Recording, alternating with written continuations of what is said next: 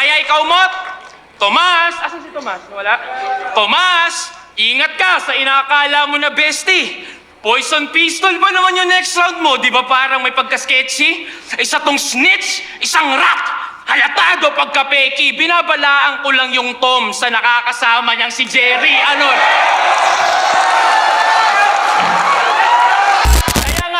Naalala nyo, kaya nga laban ko kay Kairam, tinawag ko sang Tom ng Tom and Jerry.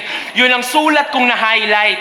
Kasi ang pusa ay maraming buhay at yun ang nakuha ko in hindsight na 3 beses ka nang pinatay at kung susundin yung timeline, dadagdagan na lang niya ng 6 nang maubos na yung 9 lives.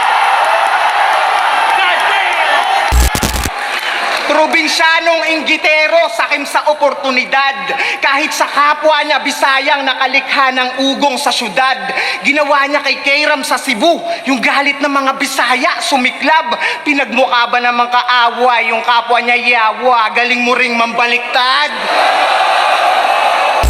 Naiganti ko pa si Kairam sa tulad mong Bisayang nang babayas, mga stupid kayo. Pinamukha ko lang din yung kaibahan ng lobo sa nag-iinaso. Kaya ito ang ganti ni Tom para kay Jerry dito sa bully na to.